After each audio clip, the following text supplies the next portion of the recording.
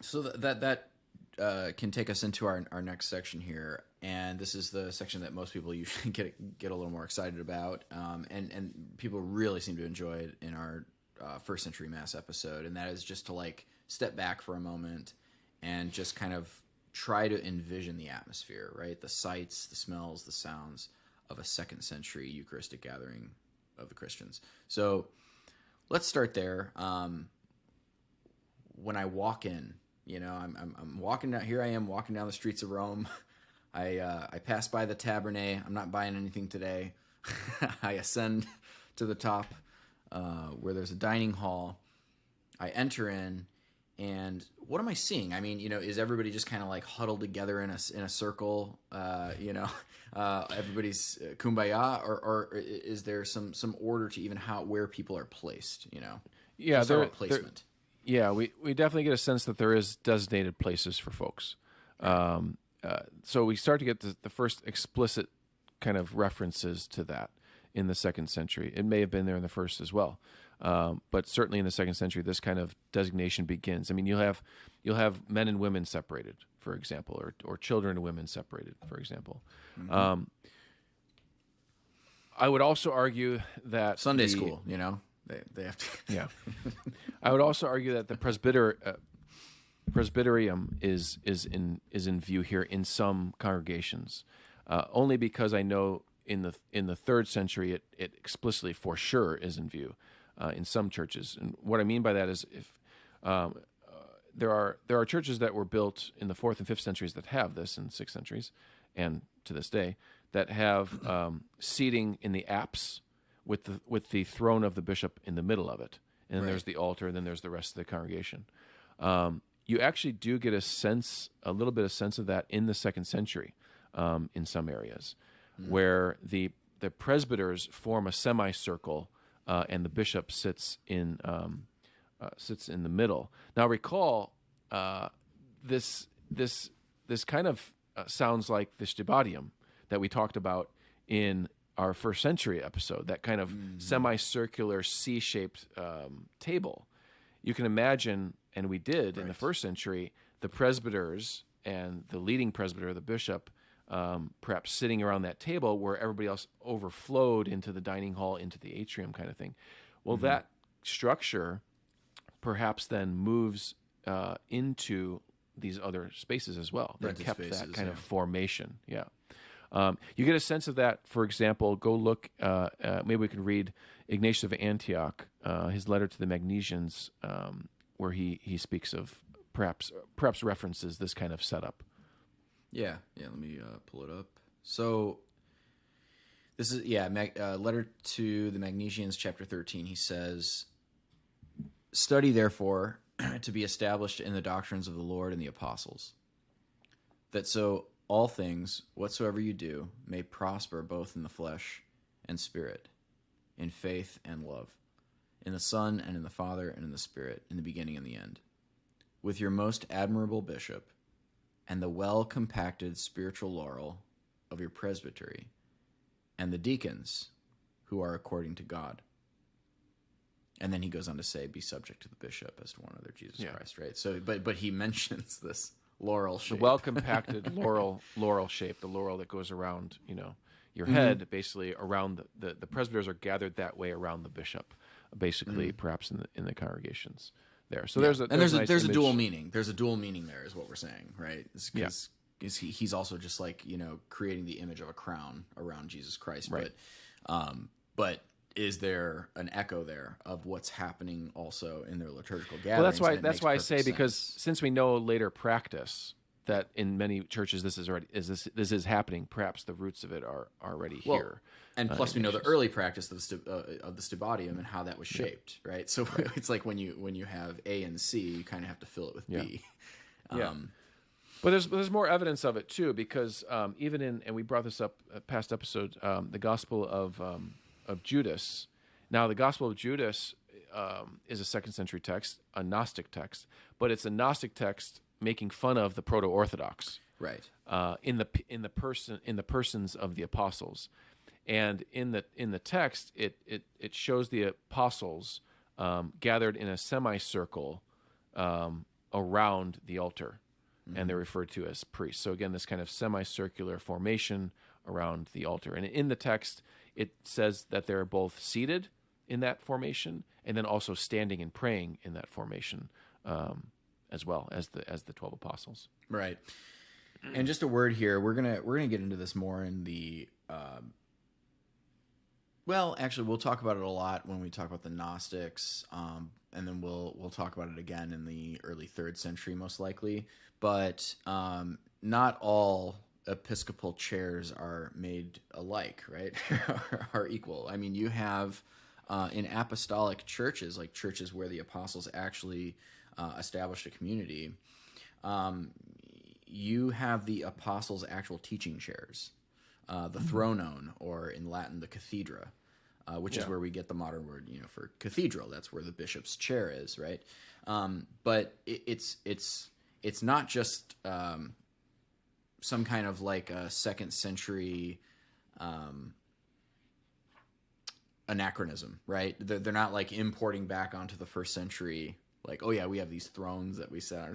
That's not what's going on. They're actually talking about the teaching chair, because in the ancient world, of course, sitting down was the posture of teaching. This is why even in the Gospels you have Jesus. He sat down and then everyone listened, right? And he gave his Sermon on the Mount.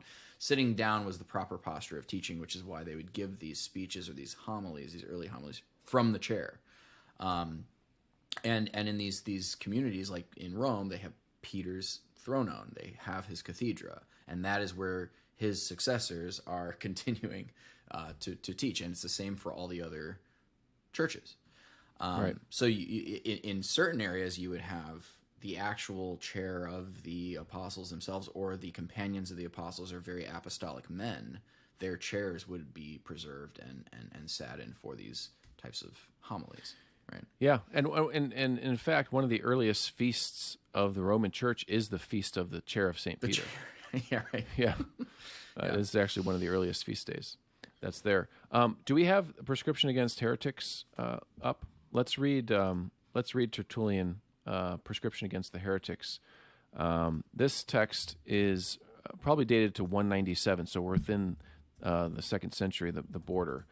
But it's in chapter 36 where Tertullian speaks of the chairs that are in place in the congregations. Yeah.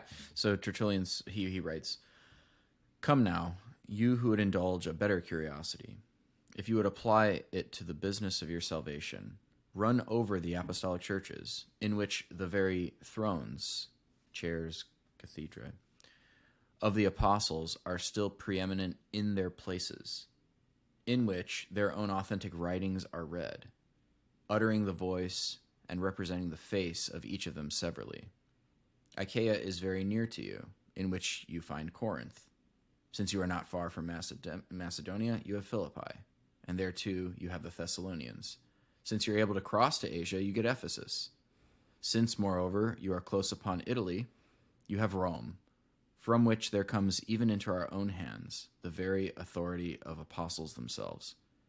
How happy is its church, on which apostles poured forth all their doctrine along with their blood, where Peter endures a passion like his Lord's, and where Paul wins his crown in a death like John's, where the apostle John was first plunged unhurt into boiling oil, and thence remitted into his island exile.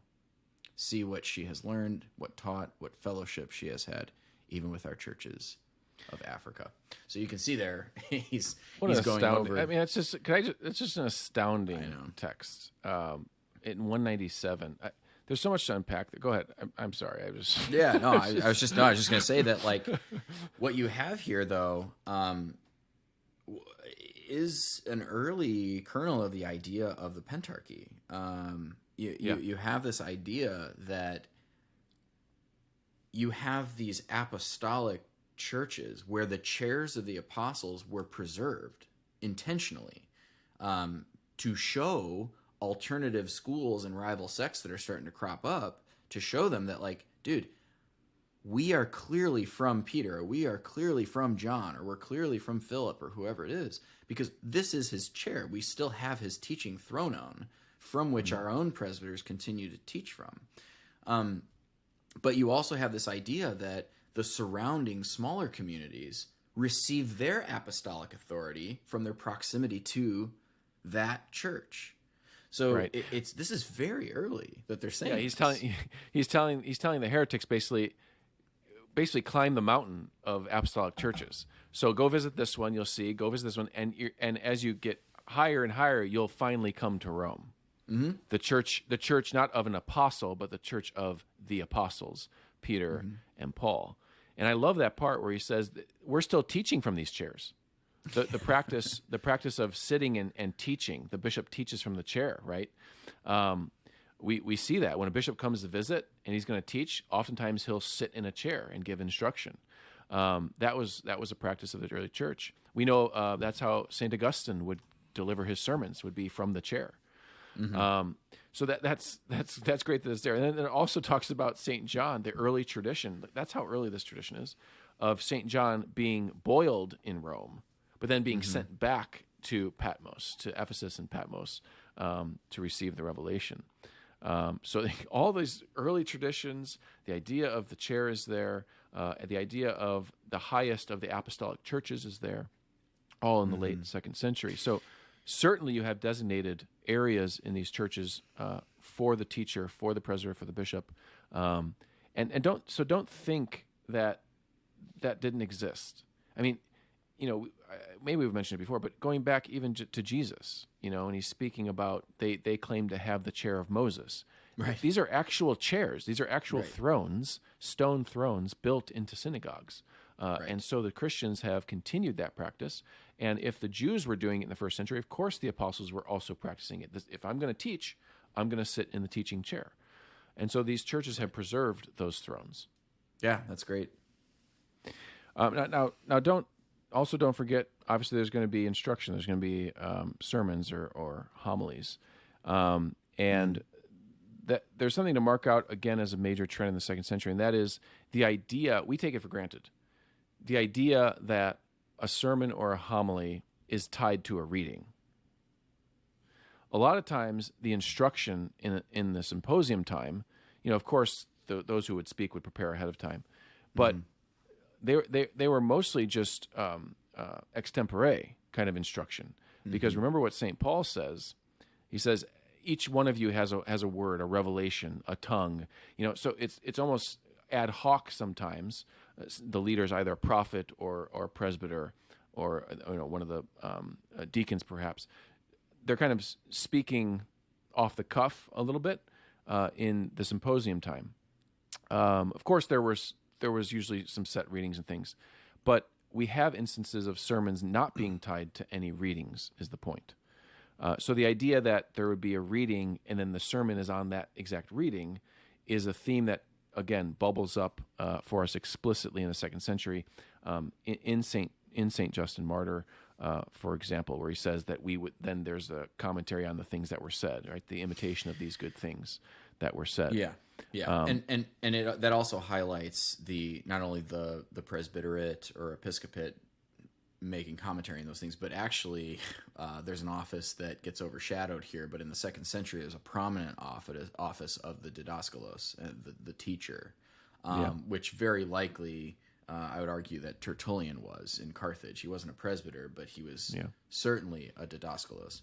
And that was actually the primary teaching function, whereas presbyter in many places is sort of more committed to the prayers, right? Is like the man who prays well and who has this eldership in a sense of like being the old man among us and these kinds of things. But the teacher was really where like the commentary comes in on the scriptures. Yeah, and it's significant actually that the Christians latch on to the word homily, because they could have chosen a lot of other different words for their instruction time. Homily is like in Greek it can be almost like we would say, okay, here's the difference. Okay, if I said to you, Steve, I'm going to a lecture, or if I said to you, I'm going to a talk. There's a slight difference between the two. A lecture is like, okay, formal. Somebody's up there and they're going to give me all the information I need. Homily has a little more of an intimacy to it. It is something that is more appropriate for the supper, Okay, and if I said to you, I'm going to a talk, okay, you would then kind of say, well, to me that implies there might be some give and take, some question and answer, right? There's a talk, there's question and answer. It's kind of there's conversation, basically. Collaborative, yeah. It's collaborative, yeah. And so that the Christians are latching onto that term shows the kind of intimacy that was there in the early instruction, the symposium form of these sermons. In that it could be, okay, the presbyter is going to say something, but the deacon is also going to comment on it. A prophet's going to speak up. That was all part of the instruction going on in the early church, the first century for sure, and then into the second. But again, the theme is that now one person is giving the teaching, and they're giving the teaching on the readings. Mm-hmm. Right, exactly. Now, of course, at this time too, you're seeing very clearly that the properly constituted Eucharist is the one where the bishop, presbyter presides with his presbyterate in council, right? Mm-hmm. You see that as early, I mean, my goodness, as early as the Didache, right? Chapter 15. Yeah, the Didache, not explicit, but kind of implicit, refers to the bishop as the high priest of the congregation. Right. Ignatius in his letter to the Smyrnans, Ignatius in his letters to the Philadelphians is speaking about you can't have a proper Eucharist without the bishop, or someone whom the bishop deems to celebrate that Eucharist. So a presbyter, another leader of the church. So it's coming into view now explicitly in the second century that it's the bishop and it's the presbyters who in fact do preside over the Eucharist. Remember, in the first century, you can't tell because it just doesn't say it. It may have been the fact, and we believe that is the fact, but it doesn't say it. Presbyters are really given the role in the New Testament as rulers and teachers and those functions. But now, in the second century, we're finally explicitly hearing that no, it's the bishops and the presbyters who preside at Eucharist. Right. Which, of course, opens up the question of, well, then what about the deacon? You know, what is the role of the deacon at this point? We in our original episodes on Ignatius, we mentioned how the deacon is, well, even the word deacon is kind of like a very nebulous term when you're looking at the late first century, early second century. And really, a lot of times what's in view is an emissary of the episcopos, like carrying messages from churches to churches. It's sort of like this glue that holds all these churches together across the empire. Right-hand kind of guy to the bishop. But now I think we're starting to really see a specifically liturgical role for this office. Is that right? Yeah, well, we read it in Justin that it's in fact the deacons who are the ones who distribute the Eucharist. And they're also the ones that take the Eucharist to people who couldn't be there. So they take the leftovers from the consecrated bread and wine, the mixed cup, and they take it to the homes of the folks who couldn't be there. So the deacons are now clearly in view as having a liturgical function, a liturgical role, and not just the role of herald or emissary, but now very much a part of the Eucharist itself. Right, right. So you can look at Ignatius, Trallian's chapter 2, but then certainly Justin's apology, which we read. Yeah, because Ignatius in Trallian's 2, he says, it is fitting also that the deacons, as being ministers of the mysteries of Jesus Christ, should in every respect be pleasing to all. For they are not ministers of meat and drink, but servants of the church of God. So, showing that they have a specific ministry within the meal context. Within the Eucharistic meal. Yep. Right. Mm-hmm. Okay, so if I was to walk in, like we said, we see like kind of the clergy, we see all these proper separations or distinctions being made among the community. You still do have like the semicircular form of the clergy up front. In some places, but what are we hearing, right? What does this sound like in a way? Like, are there any echoes in the sources of the second century that give us an indication as to what we would be hearing as we walked into a Christian gathering? Yeah, so we used a second century source to explain what we'd be hearing in first century. So the Odes of Solomon basically are the earliest Christian hymn book, if you will. A bunch of odes, a bunch of psalms that were written in the second century, maybe at the turn of the century, first to second century, that kind of show us the content of Christian verse, Christian singing. But you also have the scriptures being sung. You have the Psalms being sung. We hear from a number of sources in the second century that the Psalms of David are being used in worship. Again, the apocryphal Acts of Paul mention that the Psalms of David are being sung in worship. And then Tertullian mentions the Psalms. Clement of Alexandria mentions the Psalms. Mm-hmm. You could also be prepared to hear new compositions, original compositions by Christians themselves, the singing of those types of hymns that are being written at the time as well. Right, exactly. And it's not just it's not just that they're like reciting the Psalms, right? They're singing this. This is chanting that is going on. They're chanting it. Yeah, it's a good point because they're chanting them, and also we have examples of responsory psalms happening.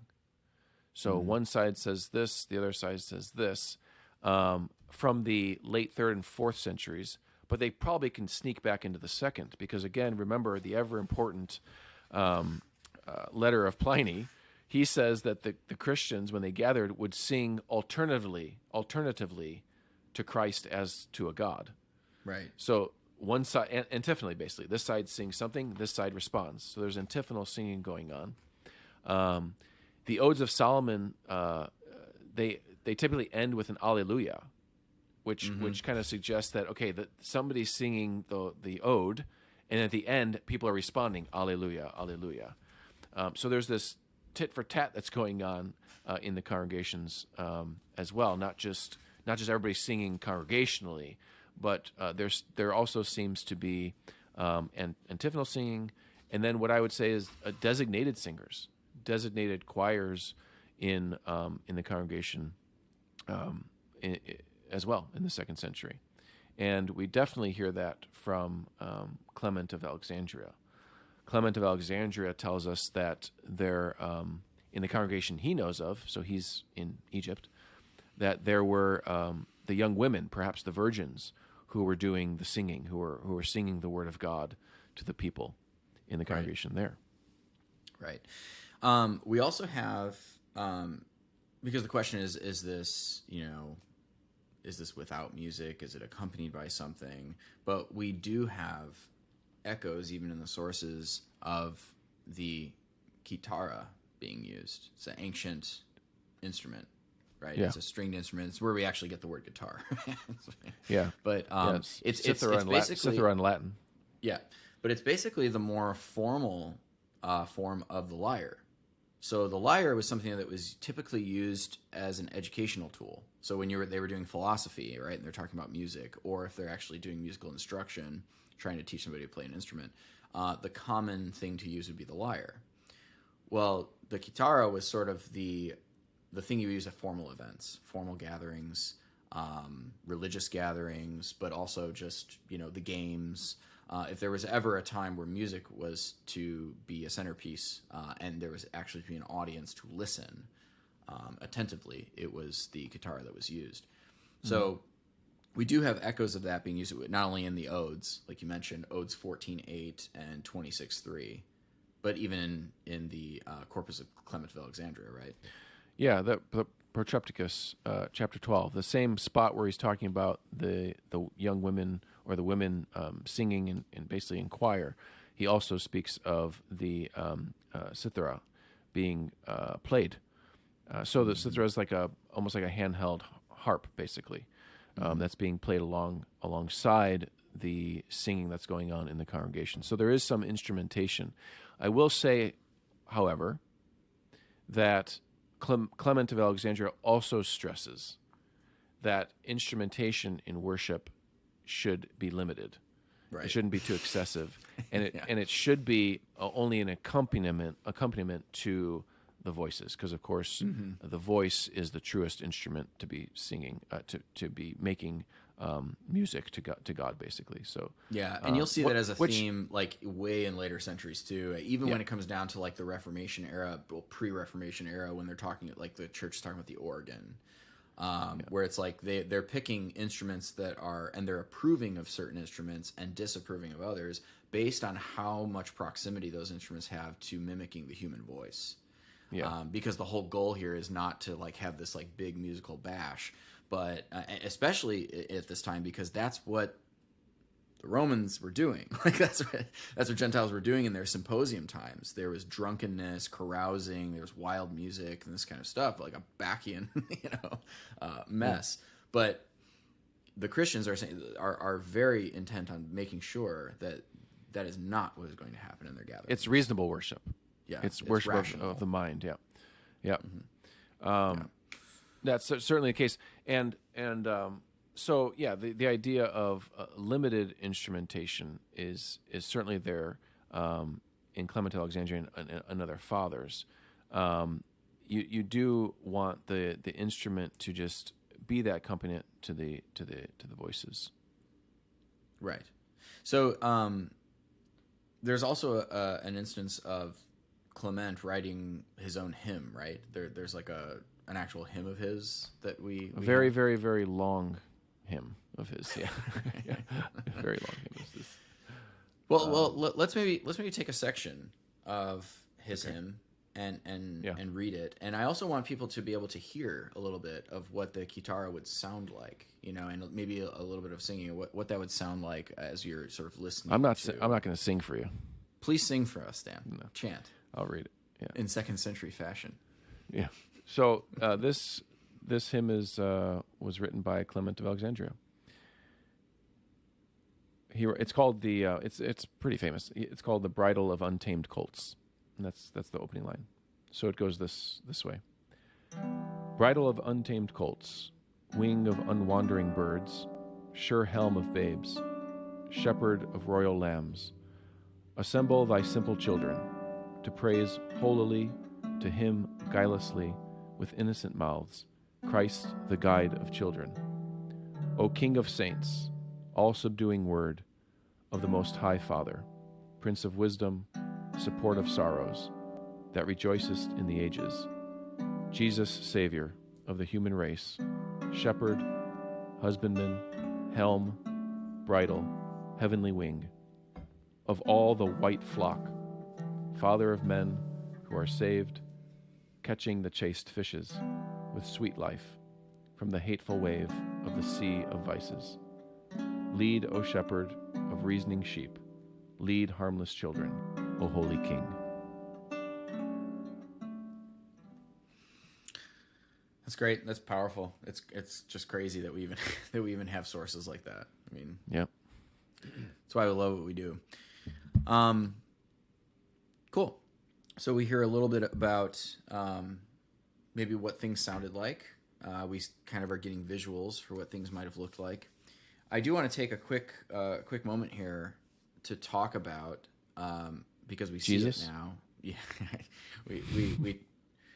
we see it now for the first time in the second century pretty explicitly, and that is this reference to special clothing being worn. Yeah, so you had designated spots for people to sit, special honorable guests, the bishops and presbyters. Yeah, I want to take people back to the world of late antiquity. I just because I feel like we have this notion in our minds that religious clothing is something that comes, way later, and it's this very elitist and bizarre thing. But that's all carryovers of the Enlightenment. And what's funny is that if you look in modern society, we have all kinds of designated uniforms across society for all sorts of things. I mean, police officers have the uniform, doctors have a lab coat, you have judges wear a gown. I mean, judges walk into a court, like, why are they wearing a gown, right? Mm-hmm. If you wanted to get really cheeky about it, you're like, why are they doing that, The President of the United States, he's going to wear a suit, he's got a red tie or a blue tie, pick one, It's everybody has uniforms, that they wore by which they are identified. Except in our society when it comes to religion. That's when people get like, oh, wait a second here, Yeah.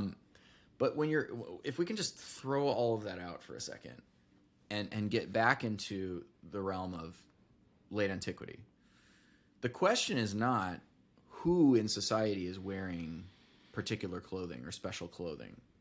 The question is rather who didn't. It's like your clothing in this system, in this cultural system, your clothing said a lot about your station, who you were, what you did, who you belonged to in some cases when it came to the slaves. But yeah, slaves had a very particular type of clothing that they wore. You were expected as a Roman citizen when you showed up at certain places that you were going to be wearing a toga. If you were a philosopher, you were going to be wearing the himation. And especially if you were a very serious philosopher, you would not wear like a tunic underneath it. It would just be you're completely bare chested, and you'd have it thrown around you. So going as far back, and by the way, this isn't just like a Greek or a Roman thing. This is a Hebrew thing. I mean, even as early as the time of Christ, you have a garment called the talith, and this was a garment that designated that you were a teacher of the law. You were a rabbi. And it is literally a photocopy of the Greek himation, which was used for philosophers. So it's literally almost a facsimile of it. So Christ, if you notice in the Gospels, it's curious because he shows up in places and people automatically are calling him rabbi. And he doesn't introduce him. He doesn't say, hey, I'm Jesus, I'm a teacher, here to teach you the law. You don't get this in the Gospels where people go out and they see John the Baptist and say rabbi. They don't call John the Baptist rabbi. They don't do that for a reason because he's not dressed as one. Okay, so it's very, very likely, highly likely that Jesus wore the talith. He presented himself as a teacher of the law, as a rabbi, which is why he would even enter into the synagogues and be able to speak as a rabbi, and they call him rabbi in the synagogue. So what we see when we move into the 2nd century is that the Christians are wearing the himation, like the Christian presbyters are wearing a garment that shows people that they are the teachers. They are the ones who teach, and they are in some cases the philosopher. Like when you look at Justin Martyr. Justin Martyr is we're told by Eusebius, was in the habit of wearing the himation with no clothing underneath, right? So he's presenting himself specifically as I am a philosopher, and people knew that, and so then they say, okay, so what's your teaching, right? The Christian presbyters are wearing the tunic, and then they have the himation wrapped around, which says I'm a teacher, I'm here to teach divine mysteries. So when you come to Tertullian, Tertullian, of course, only he would spend time talking about the importance of wearing the pallium. So the Roman equivalent. So you have the Hebrew talit, you have the Greek himation. When you come to the Romans, their Latin word for this was the pallium. All right. Now Romans didn't typically wear that. They wore the toga. The toga was their pride, and really, it's a very slight difference of shape. But if you were like a senator or whoever, right, and you're going to a formal event, if you were going to a race or to some kind of a spectacle, you were expected that you were going to be wearing the toga, and it was a very uncomfortable garment to wear. Okay, so people were wearing it for a very specific reason to designate who they were. Well, it became by the time of Tertullian fashionable for people to start like wearing the toga. And Tertullian takes issue with it, of course, and he points out, and he has to write a whole treatise about it. Yeah, but he points out why Christians will not do this. Will not wear the toga. We will continue to wear the pallium or the himation in the Greek. They're wearing a Greek vestment. In fact, so much so that at the very end of his writing, he says. And so this is after he recounts a bunch of pagan heroes who were toga wearers. Okay, and he talks about all their vices. And he says, And mind you, these were merely a few toga wearers out of many, the sort of men you will not easily find with the pallium. These then surely will be the outrage in the maxim, from toga to pallium. But these are words of the pallium. I will go further and also grant it, the pallium, communication with that divine sect and discipline. Rejoice, pallium, and exult. A better philosophy has deigned you worthy, from the moment that it is the Christian whom you started to dress. Nice. So you can see that, okay, if I was walking into a Christian gathering, I would know who the presbyter was. You would know who the presbyters were. They were specially designated by wearing the himation. And you would know, by the way, who the deacons were, because the deacons would not be wearing it, and they would be wearing the tunica, because they were ready for service. They would have been girded, ready to serve, right? Which is why Ignatius is saying they don't merely serve tables. Don't get the wrong idea here, just because they're dressed like common servants, but they are servants of the mysteries of God. Okay, so you're already seeing the idea of vestment, or I don't want to say vestments, but vesture. People are dressed in certain ways to communicate what they do within the community and what their function was, and what their honor was, and what their dignity was. And apart from that, we also have reference to baptismal garments at this stage. So we have people who are being dressed in white after they are baptized. Again, this symbolic vesture. Well, so you have that all the way from the New Testament. I mean, Revelation speaks of the white garment, allusion to it. I think the Odes of Solomon allude to it. The really explicit references come from the 3rd century church orders, the white garment being given to the baptized. But the hymn I just read references it. Clement of Alexandria's hymn, where he says, helm, bridle, heavenly wing of all the white flock. So he's playing on, the white flock of doves, but it's because the Christians are dressed in white when they come up out of the waters of baptism. Right. And we know also that even stretching back into, again, the Hebrew roots of all of this, not only in the official temple cult that, the vesture of priests was the white garment, but even in the Essenes, this was not uncommon. This was normal, right? They wore white garments in their worship. So vestment as an idea, as a religious, in religious use in the ancient world, is not elitist or weird, or it's normal. It's completely normal. So we shouldn't be surprised that by the time you move into like 3rd, 4th, and 5th centuries, that these things start to take on kind of a life of their own, right? And even start to get beautified. People are now making vestments for the presbyters, and now things become beautiful and creative, right? It's a natural progression of ancient religion, and I would say even of Hebrew religion. It's nothing out of the ordinary, But I hope that this is starting to put a little bit of meat to the bone of what we started with, because where we started was this sort of cursory reading of Justin Martyr's description of the Christian gathering. But now you're starting to kind of see that there's a lot going on here, and you have to remember, of course, everything that we've talked about before, that what Christians actually think of their gathering. Justin Martyr is writing about their gathering to a pagan world that doesn't accept them, and so he has to kind of put it in palatable terms. But we know that this is a very cultic community. They understand that they're gathering together for sacrifice. They're doing temple service when they get together. Yep. And to that point, that's the other thing that you'd be, I guess, hearing in the congregation is the sacrificial language of the Christians as well. That that the Christians are bringing their offering, the offering referring to the Eucharist itself, not just to prayer. There's this. There's certainly a theme in early Christian theology about what we would call the spiritualization of the cult. That the only true sacrifices of God are a contrite heart, or the only true sacrifices of God are the lips that give him praise, or the lips that give him thanksgiving. That theme of the spiritual sacrifice runs all the way through, from St. Paul all the way to modern Catholic theology. But what the 2nd century fathers also make clear to us, very clear, very explicit, is that there is also a physical offering. There is also a physical sacrifice that, in fact, replaces the sacrifices of the ancient cult. of the cult of the Jews, basically, and you'll see that explicitly again in Saint Justin, martyr, in his dialogue with Trypho.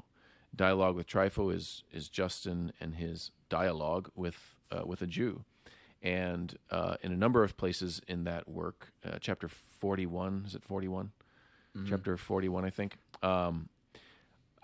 He is arguing with Trypho, and he recalls the prophecy of Malachi 1:10, 1:11, 1:12, where it prophesies of a future pure sacrifice that's going to be given by all the nations.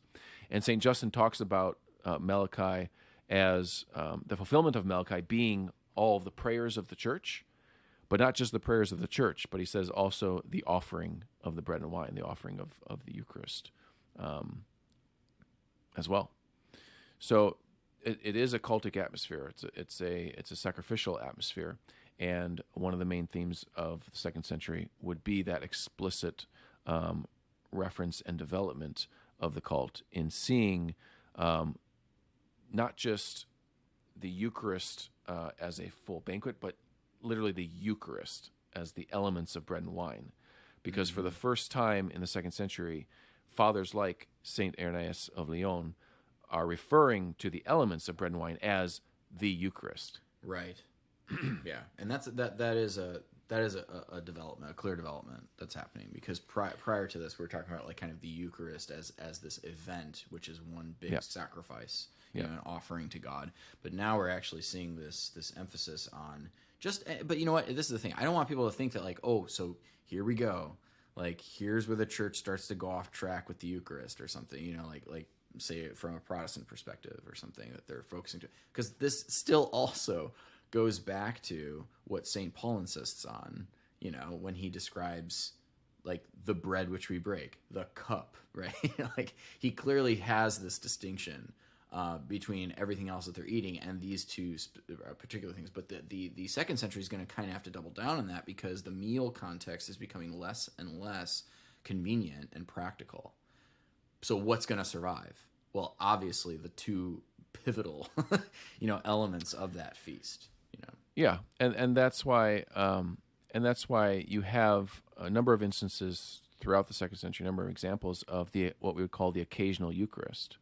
Eucharists that just happen spontaneously, where, you know, Christians are gathering somewhere and they want to celebrate the Eucharist. One of the good examples, and Protestants might hate this, is the gathering at the tombs of the martyrs, or the gathering at the tombs of the saints and celebrating a Eucharist at the tomb. Right. We know that early Christians, based on archaeology, early Christians would gather for banquets, funerary banquets, and Eucharists in the catacombs or at tombs. Even some of the famous sites in Rome where there's traditions that St. Paul's bones were, there are, you know, holes in the ground to where they would share a banquet, you know, a meal with the dead saint. But anyway, Eucharist, we have examples of Eucharist being held in tombs and sepulchres in the 2nd century as well. A great example being from the Acts of John, so another apocryphal work, right. Mid to late 2nd century. But I think I want to read from there, because it'll give us a sense of what Eucharistic prayers sounded like in the 2nd century. We already read the Didache in previous episodes, and we understood what they sounded like then. But I want to read this one, and then we can comment on it. So this is from the Acts of John. So the story begins with the Apostle John going to a tomb, a sepulcher, with the brethren at dawn to celebrate the Eucharist. And it continues, it says, "And having thus said, John prayed, and took bread, and bare it into the sepulchre to break it, and said, We glorify thy name, which converteth us from error and ruthless deceit. We glorify thee, who hast shown before our eyes that which we have seen. We bear witness to thy loving kindness, which appeareth in diverse ways. We praise thy merciful name, O Lord. we thank thee, who hast convicted them that are convicted of thee. We give thanks to thee, O Lord Jesus Christ, that we are persuaded of thy grace, which is unchanging. We give thanks to thee, who hadst need of our nature, that should be saved. We give thanks to thee that hast given us this sure faith, for thou art God alone, both now and ever. We thy servants give thee thanks, O Holy One, who are assembled with good intent, and are gathered out of the world, and risen from the dead. And having so prayed and given glory to God, he went out of the sepulchre, after imparting unto all the brethren of the Eucharist of the Lord. So, it's obviously a very beautiful prayer.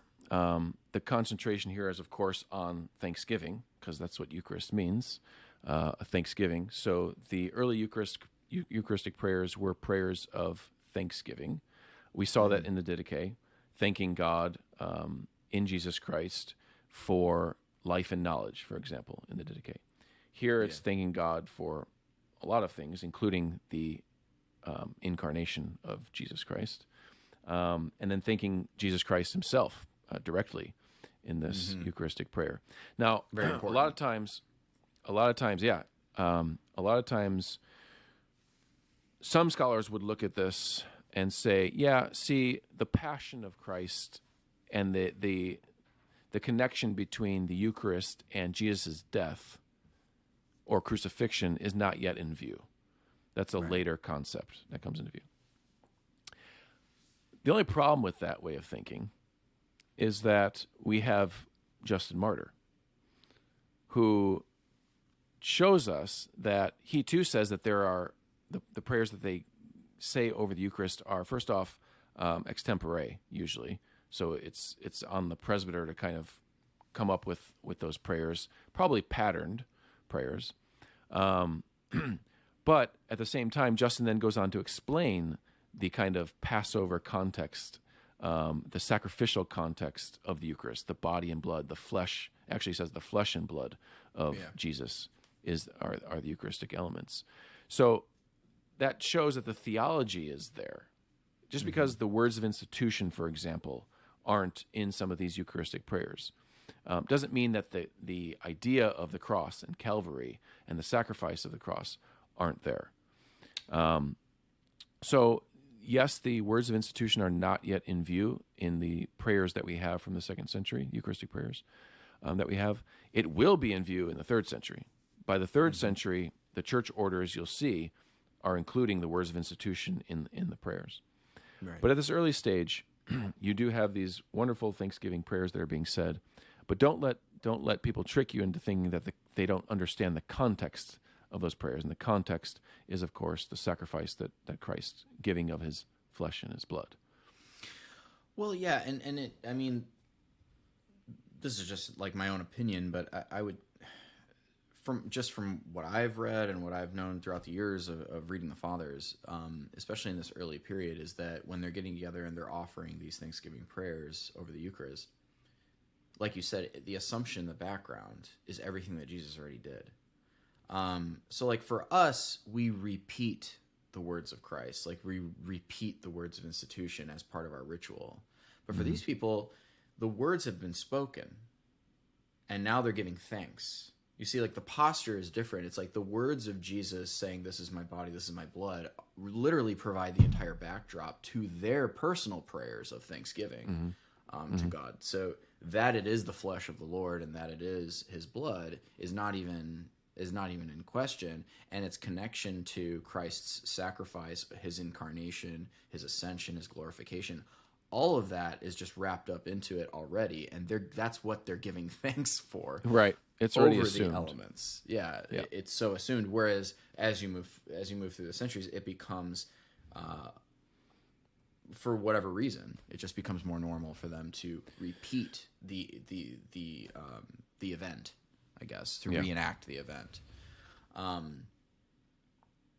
But all of this to say that what we're seeing is this emphasis on the elements. Again, and in this case, I mean, from what you read, I didn't even hear anything about wine. Well, yeah. So oftentimes you have bread only Eucharists happening in the 2nd century. I mean, pretty common, especially in some of the apocryphal works that are there.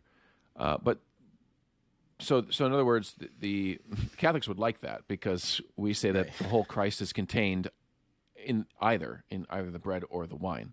Right. That's kind of our theology anyway. And so these bread-only Eucharists, we take no issue with that. We do take issue, however, with other Eucharists that are happening in the 2nd century. There are a number of Christians who, for whatever reason, use water in their Eucharist. Mm-hmm. So they'll do bread and water. Sometimes scholars will say, well, that's for practical purposes. They couldn't get the wine or couldn't afford wine, so they use water. Others say it's based on theology, that no, there are Christians who believe that it should be water because, right, doesn't St. Paul say that water came from the rock and the rock was Christ? Mm-hmm. And that's our spiritual drink that we should be drinking. And then, of course, all of the kind of water sayings in the Gospel of John. So water had a sacredness to it as well. And so you do have a number of Christian groups, even within the Proto-Orthodox congregations, who are celebrating bread and water Eucharists. But the thing to point out is that our great writers of the Proto-Orthodox tradition are making sure that they say that, no, it's bread and the mixed cup. Right. So you saw from Justin Martyr, he said, no, we celebrate with bread and the mixed cup. You'll see the same thing in St. Irenaeus of Lyon. It's the mixed cup. It's wine and water mixed together. Those three must be there, which is the practice all the way down through the ages to present day. In obviously in the Roman Catholic Church, we have water and wine, and both are mixed together into the cup. St. Cyprian will give a theological explanation for why that is. But the point here in the 2nd century is to say that the great writers of the Proto-Orthodox tradition are saying it must be wine. It must be the mixed cup of water and wine together. Good. So that's really rich. That's a lot of information. But I hope that just starts to show people that we're starting to move away from a mere, meal. All these people gather together and having and sharing all types of food, to the point where we've known all along that there are two specific elements here, or three, that really stand out and are set apart and have this special function within this ritual. And slowly what we'll see as we go through, and what we'll get there eventually, is that you see the complete dying out of the agape altogether. The agape. What we're going to see in the 3rd century, in fact, are church fathers. So the agape is going to continue, of course. It continues all the way. I think we have examples of it into the 6th century. But what ends up happening is that church fathers begin to obviously promote the morning Eucharist as the event. And the symposium banquet becomes more of a charitable banquet than anything else. Right. And less sacramental.